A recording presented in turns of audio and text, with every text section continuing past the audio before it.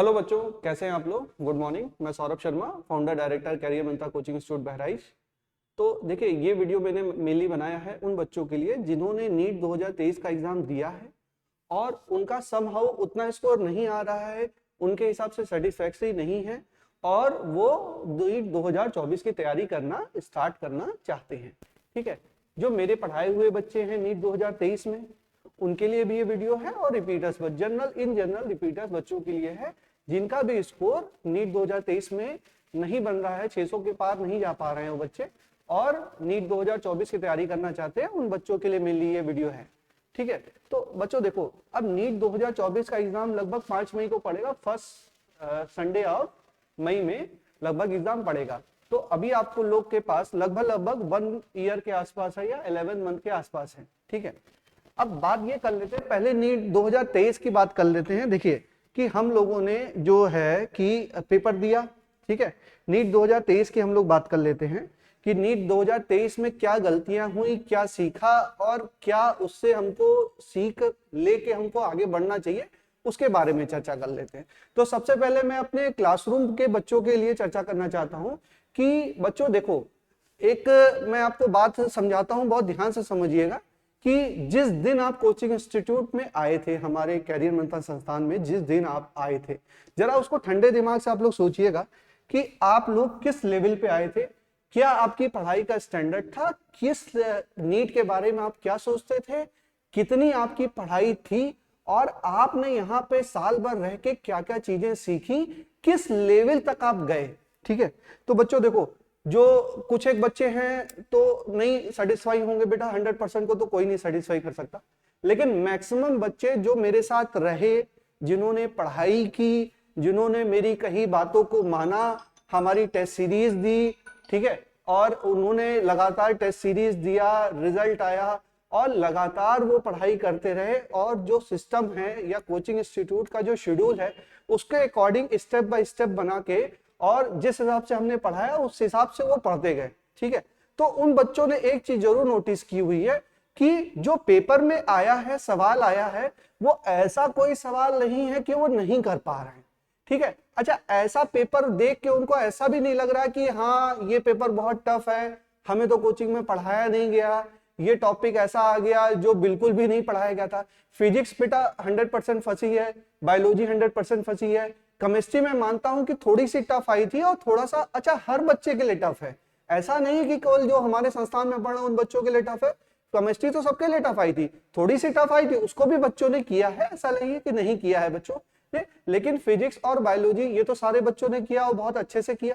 ठीक है, अब देखो बच्चों, एक चीज होती है ना कि आपकी तैयारी होती है, एक चीज होती है कि आपको कॉन्सेप्ट आता है कि नहीं आता है, तो वो कॉन्सेप्ट मैंने आपको सिखा दिया, हमारे संस्थान ने आपको सिखा दिया, चाहे वो बायोलॉजी का हो, चाहे केमिस्ट्री का हो, चाहे फिजिक्स का हो। ठीक है, अब एग्जाम के डे पे आपसे वो प्रोड्यूस नहीं हुआ, आपसे मान लीजिए कि रिजल्ट प्रोड्यूस नहीं हुआ, तो उसमें 100% आपकी भी गलती नहीं है बच्चों। ये मत सोचिए कि आपकी गलती है या इंस्टीट्यूट की गलती है या हमारा सिलेक्शन नहीं हो पाया, या किसी को ब्लेम करने की जरूरत नहीं है बच्चों।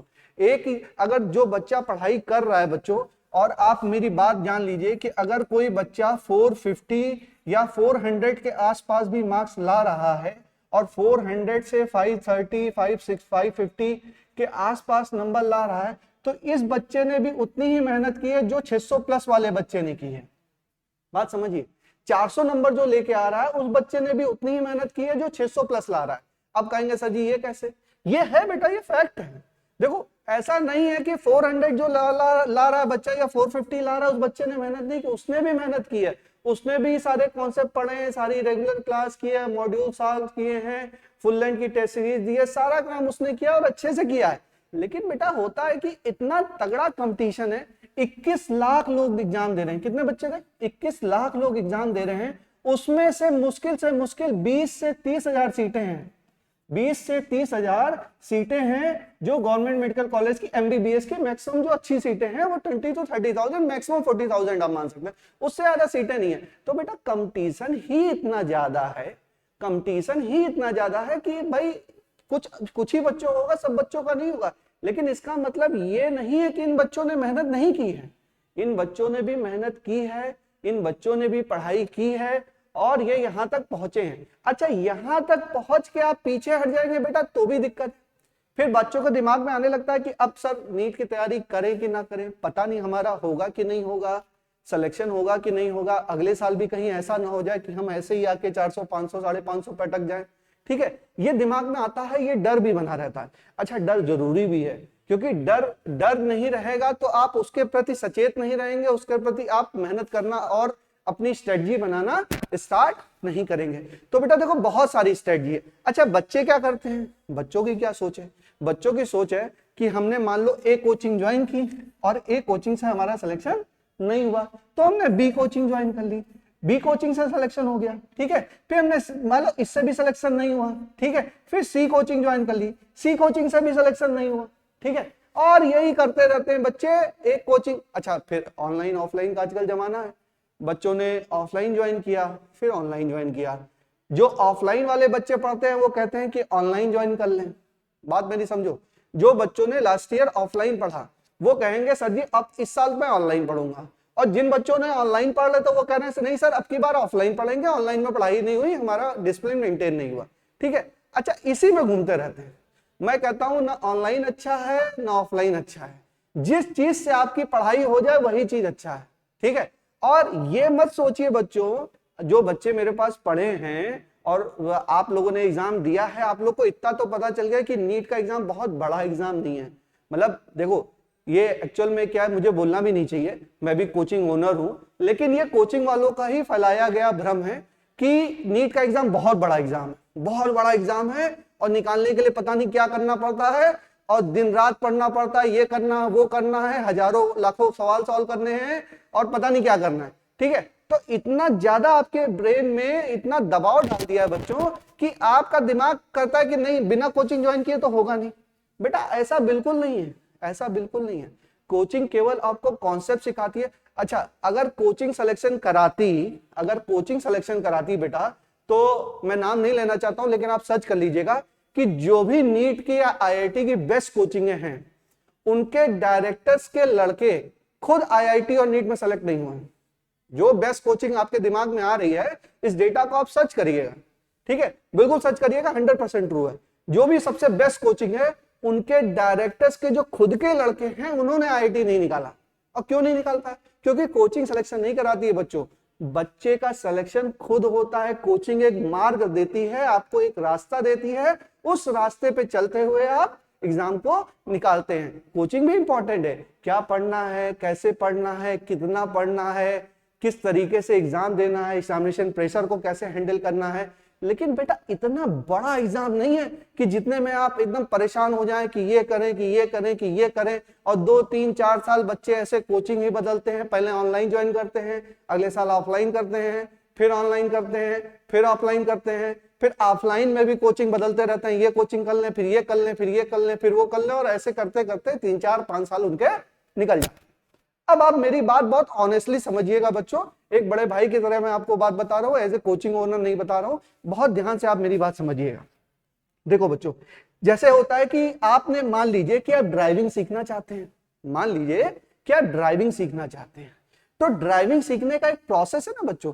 पहले आपको गाड़ी के बारे में बताया जाएगा कि क्लच क्या है, ब्रेक क्या है, स्टीयरिंग कैसे मूव करते हैं, मिरर कैसे सेट करते हैं, आगे मान लीजिए 4 व्हीलर आपको सीखना है तो उसको कैसे ड्राइव करते हैं, वो सारी चीजें आपको सीखनी है। और मान लीजिए कि आपको फार्मूला 1 ट्रैक रेसिंग करनी है, तो फार्मूला 1 की जो ट्रैक है उस पर अगर रेसिंग आपको करनी है तो पहले ड्राइविंग तो आनी चाहिए बच्चों। ड्राइविंग तो प्राइम रिक्वायरमेंट है कि ड्राइविंग चलाना तो गाड़ी आए, तो गाड़ी चलाना नहीं आएगा उसके बिना तो आप चल नहीं पाओगे। तो गाड़ी चलाना आपने सीख लिया, ठीक, क्या हर गाड़ी चलाने वाला इस फार्मूला रेसिंग में भाग ले सकता है? बिल्कुल ले सकता है, लेकिन क्या हर इंसान इसमें जीत सकता है? नहीं जीत सकता है, क्योंकि जीतने के लिए जो करना है, स्पीड बढ़ानी है, एक्यूरेसी बढ़ानी है, टर्न पे मोड़ना है, चीजों को कंट्रोल करना है, वो आपको धीरे धीरे अपनी प्रैक्टिस से ही आएगा, धीरे धीरे अपनी प्रैक्टिस से ही आएगा। तो यही करना है नीट में बच्चों। देखो ड्राइविंग सीख ली को मैं डायरेक्टली रिलेट करता हूं सब्जेक्ट सीखने से। जैसे आपने फिजिक्स पढ़ा, फिजिक्स आपने सीख लिया, जान गए आप फिजिक्स क्या होता है, जान गए, अब बार बार उसको नहीं सीखना है। मैंने आपको फिजिक्स पढ़ा दी, प्रोजेक्टाइल मोशन पढ़ा दिया, लॉ ऑफ मोशन पढ़ा दिया, आपको थर्मो पढ़ा दी, ऑप्टिक्स पढ़ा दी, इलेक्ट्रोमैग्नेटिक्स पढ़ा दी, आपको एक्सरे पढ़ा दिया, मॉडर्न फिजिक्स पढ़ा दी, फोटो इलेक्ट्रिक इफेक्ट सब पढ़ा दिया मैंने, और बहुत अच्छे बहुत डिटेल में पढ़ाया बच्चों।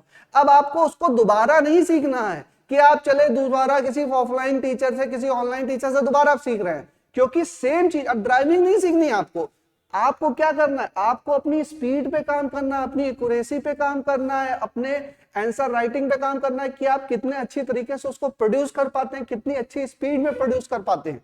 ठीक है, अपनी स्पीड बढ़ाने में काम करना, ये नहीं करना जो पढ़ चुके उसको दोबारा पढ़ना है, उसको दोबारा पढ़ने। और दोबारा पढ़ने का मतलब भी बेटा, अगर दूसरे टीचर से पढ़ोगे उसका थोड़े बहुत कॉन्सेप्ट चीजें वही हैं, लेकिन हर आदमी का पढ़ाने का तरीका अलग अलग होता है। मेरा पढ़ाने का तरीका अलग है, आप लोग जानते ही हैं। ठीक है, किसी दूसरे टीचर का पढ़ाने का तरीका अलग है, वो अलग तरीके से पढ़ाएगा। अब आप इधर भी पढ़े, आप उधर भी पढ़े और गमंजा हो गया ना, समझ में कुछ नहीं आ रहा, इधर भी चले गए और उधर भी चले गए और प्रॉब्लम आपके साथ आने लगी। अब करें क्या, सोल्यूशन क्या हो सकता है?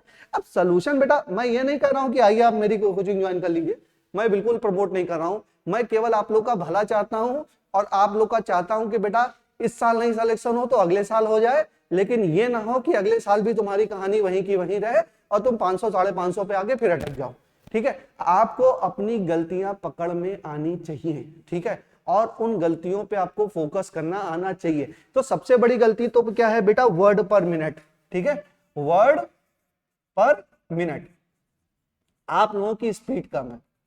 ठीक है, सबकी क्या है, स्पीड कम है। देखिए, अब आप लोग देख रहे हैं कि नीट का पेपर है, बहुत लेंथी आ रहा है, एक एक क्वेश्चन में बायोलॉजी के कम से कम नहीं तो 100 वर्ड्स मिल रहे हैं, 100 वर्ड से ऊपर ही जा रहा है बच्चों, 100 वर्ड से ऊपर ही जा रहा है। बायोलॉजी के जो सवाल हैं, फिजिक्स के सवाल हैं, कमर्शियल ऑन एन एवरेज ले लें तो एक क्वेश्चन में लगभग 100 वर्ड्स हैं। अगर एक क्वेश्चन में 100 वर्ड्स हैं बच्चों और 200 क्वेश्चन हमको पढ़ने हैं, मतलब कि 2000 वर्ड्स हो गए, लगभग 2000 वर्ड्स हमारे पास हैं जिसको हमको पढ़ना है।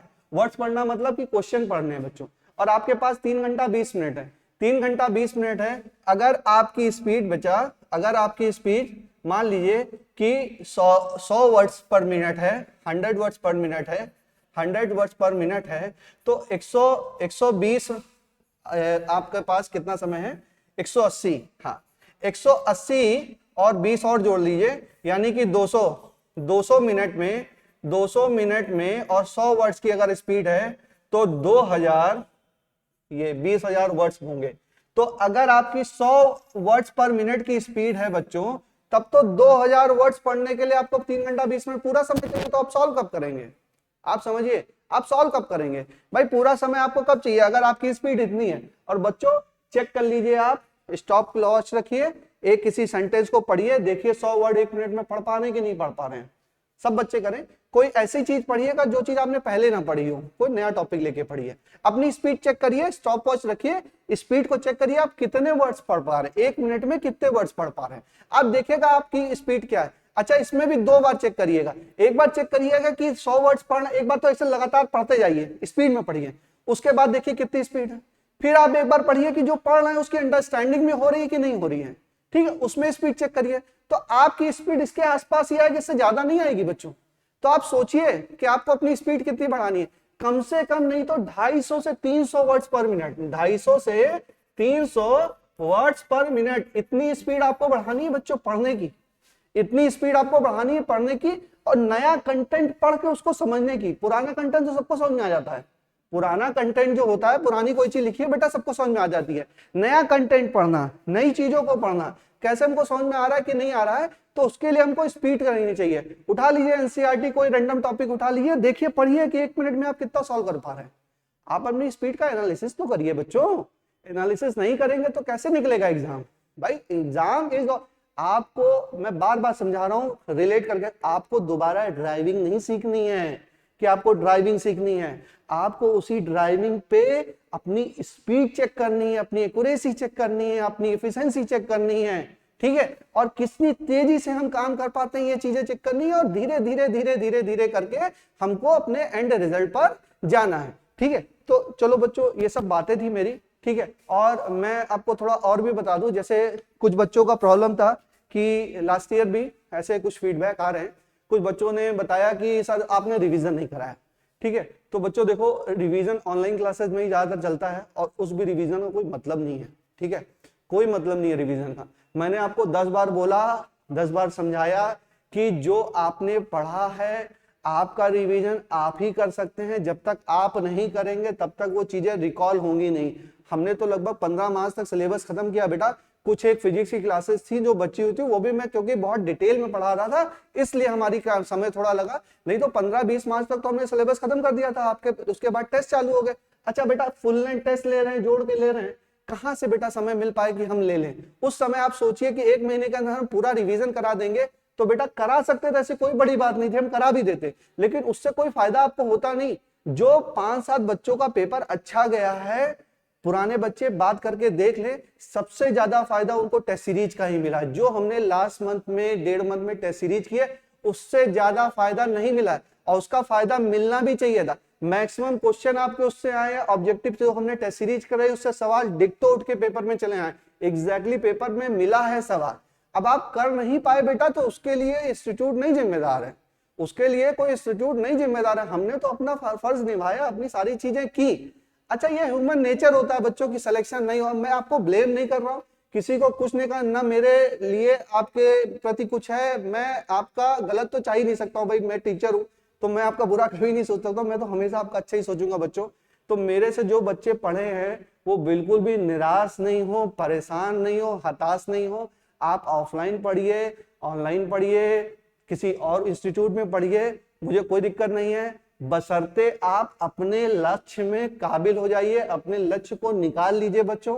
और उसके लिए जो भी हमारी संस्था से आपको सपोर्ट की जरूरत होगी, हम हमेशा आपके लिए अवेलेबल हैं और हम हमेशा आपके साथ में खड़े हैं। मैंने एक बात आपसे कही थी कि इंस्टीट्यूट है, अगर आपका सिलेक्शन होता है या नहीं होता है, इन दोनों ही कंडीशन में मैं आपके साथ खड़ा हूं। ठीक है, आप जो जिन बच्चों का आपको चाहे यहाँ पढ़ना है, मान लो रिपीटर में पढ़ना है या नहीं पढ़ना है, मैं आपको जबरदस्ती नहीं कह रहा हूँ कि आप चले आओ मेरे साथ पढ़ो ही, लेकिन आपके मन में मान लीजिए कोई शंका है या आप मुझसे कुछ सजेशन चाहते हैं कि सर जी ऐसा था आपकी बार हम सोचें कि ऐसे कर ले, तो बेटा एक बार आके बातचीत तो करो कि हाँ सर ऐसे कर ले ऐसे कर ले, मैं तो आपका भला ही चाहता हूँ ना। तो आप एक बार बातचीत कर सकते हैं, मुझसे पूछ सकते हैं, नहीं आने का मन है फोन कर सकते हैं। ठीक है, एक बार आप समझ सकते हैं कि आपके करियर के लिए क्या इंपॉर्टेंट है क्या नहीं इंपॉर्टेंट बच्चों, क्योंकि मैं तो आपको करियर को लेकर चिंतित हूँ बच्चों। ठीक है, और सब लोग हैं जो बच्चे पढ़ रहे हैं, रिपीटर्स बच्चे हैं, वो अच्छे से तैयारी करें बच्चों। ये 400 वाला बच्चा जो है ना, ये 400 वाला बच्चा, ये 400 वाला बच्चा, 450 वाला बच्चा, ये बच्चा अब नेक्स्ट ईयर तैयारी करके 650 और 680 ले आएगा। लेकिन बच्चों ये जो 650 और 680 अभी लग रहा है ना, अभी तो सब टारगेट कर रहे हैं, ये इतना आसान नहीं है। आप लोग मत सोचो कि इतना आसान है, फिर यहां से 400 से घिसोगे और 520 पे आके लटक जाओगे। अभी लग रहा है ले आएंगे, लेकिन ये अलास में लाना, तो बीच बीच में अपने आप को रियलिटी चेक करते रहना। ये नहीं कि पता चला पढ़ते पढ़ते सो गए, टेस्ट सीरीज में नंबर नहीं आ रहे हैं, all India test series join कर रखी है उसमें नंबर नहीं आ रहे हैं, ठीक है, या परफॉर्मेंस नहीं आ पा रही है, समझ नहीं पा रहे हैं, तो दिक्कतें फिर आएंगी बच्चों, बिल्कुल दिक्कतें आएंगी। तो ये मैं कहता हूं कि जहां भी पढ़िए, जैसे भी पढ़िए, अच्छे से पढ़िए, डिसिप्लिन से पढ़िए, बिल्कुल अच्छे तरीके से मन लगा के पढ़िए, और बार बार परेशान नहीं होना है। जहां भी पढ़िए उस पर ट्रस्ट रखिए और अच्छे से पढ़िए। भाई हम लोगों ने तो अपना काम किया, अब नया बैच भी अनाउंस कर दिया बच्चों। अब जो हम लोग नीट का नया बैच चला रहे हैं उसमें भी बच्चे आ रहे हैं, पढ़ रहे हैं हम लोग, और अगर कोई बच्चा ज्वाइन करना चाहता है वो ज्वाइन कर सकता है। कुछ ना कुछ आपको एक्स्ट्रा ही मिलेगा बच्चों, ये नहीं है कि लास्ट ईयर जो पढ़ाया था तो वैसा ही पढ़ाया जाएगा, कुछ ना कुछ एक्स्ट्रा मिलेगा, कुछ ना कुछ एफर्ट एक्स्ट्रा मिलेगा। और जब आप एक टीचर के संपर्क में रहते हैं, एक ऑफलाइन सपोर्ट में रहते हैं बच्चों, तो आपको हमेशा कुछ ना कुछ मोटिवेशन मिलता है, हर दिन कुछ ना कुछ करने की इच्छा आपको जगती है, और आप अपना बेस्ट देने के लिए हमेशा ही वो होते हैं। ऑनलाइन में वो मामला बन नहीं पाता है बच्चों, पुराने बच्चों से आप पूछ लीजिए। अच्छा बस ये है कि जो ऑफलाइन कर रहा है ऑनलाइन चाहता है, जो ऑनलाइन करता है वो ऑफलाइन चाहता है। ठीक है, ऑनलाइन एजुकेशन का अब मुझे तो नहीं समझ में आता, आप लोग देख लीजिए कि आपको समझ में आ रहा है तो ठीक है, बहुत अच्छी बात है। लेकिन ये है अगर ऐसा ही होता बच्चों, तो जो ऑनलाइन एडटेक प्लेटफॉर्म है उन्होंने ऑफलाइन सेंटर क्यों खोले हैं? जो ऑनलाइन प्लेटफॉर्म हैं वो ऑनलाइन ही पढ़ा देते हैं, ऑफलाइन सेंटर क्यों खोले? क्योंकि ऑफलाइन का जो मजा है ना पढ़ाने का बच्चों, वो एक अलग है, एक फील अलग है। जब आप क्लासरूम में बैठ के पढ़ते हैं ना, देखो शेर को तुम सामने देखो, शेर को टीवी पे देखो, वही अंतर है ऑनलाइन ऑफलाइन में। कि शेर आपके सामने खड़ा है ना, तो चाहे वो जंगल सर्कस का ही शेर हो, आपके अगर वो सामने है बच्चों तो आपके रोए हाथ के खड़े हो जाएंगे, थोड़ा सा डर सा लगेगा। और वही टीवी में देख रहे हो तो आपको कुछ फील नहीं होगा। तो वही एक अंतर है ऑनलाइन और ऑफलाइन में, ठीक है। बाकी आप लोग खुद स्वतः निर्णय लेने में सक्षम है, ठीक है। बाकी मुझसे जो हो पाएगा बताइएगा, मैं आपके लिए करूंगा, ठीक है बच्चों। इसी बात के साथ मैं अपनी बात का अंत करता हूँ, ठीक है। अच्छे से पढ़िए, ऑल द वेरी बेस्ट। हमारी संस्था से हमेशा आपके लिए ओपन है, आप कभी भी आ सकते हैं। Wish you all the very best और अच्छे से तैयारी करिए बच्चों। अगले साल तो हमको निकालना ही है, तो तैयारी अभी से हमको करनी है, ठीक है बच्चों। All the very best, thank you very much.